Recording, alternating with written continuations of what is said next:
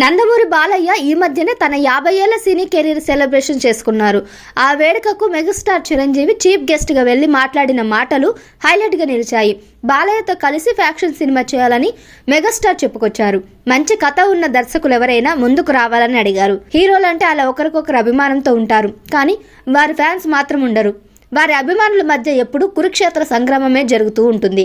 40 ఏళ్ల నుంచి చిరంజీవి బాలయ్య ఫ్యాన్స్ కు మధ్య ఎలాంటి గొడవలు జరుగుతున్నాయనేది అందరికీ తెలిసిందే. ఇక బాలయ్య చిరంజీవి సినిమాలు ఒకేసారి రిలీజ్ అయితే పరిస్థితి వేరేలా ఉంటుంది.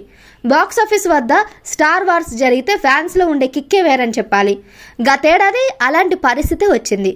2023 సంక్రాంతి బరిలో వాల్తేరు వీరయ్య, వీరసింహారెడ్డి సినిమాలు రిలీజ్ అయ్యాయి. ఆ టైంలో స్టార్స్ ఫ్యాన్స్ మధ్య పెద్ద వార్ జరిగింది. అప్పట్లో వారి ఫ్యాన్స్ చేసిన హంగామా అంత ఇంత కాదు. అయితే ఇప్పుడు కూడా అలాంటిదే జరగబోతుంది. ఈసారి సంక్రాంతి బరిలో మెగాస్టార్ చిరంజీవి విశ్వంబరతో వస్తున్నాడు. జనవరి 10న విశ్వంబర రిలీజ్ చేస్తామని మేకర్స్ ఇదివరకే ప్రకటించేశారు.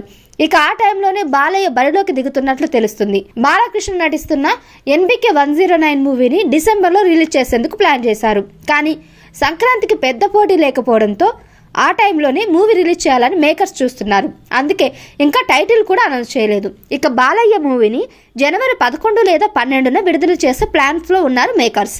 దీంతో సంక్రాంతికి మెగాస్టార్ వర్సెస్ బాలయ్య దండయాత్ర కొనసాగుతుంది.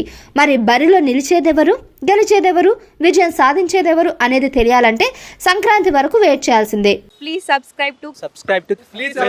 Please subscribe to KTV Telugu. KTV Telugu. KTV Telugu channel.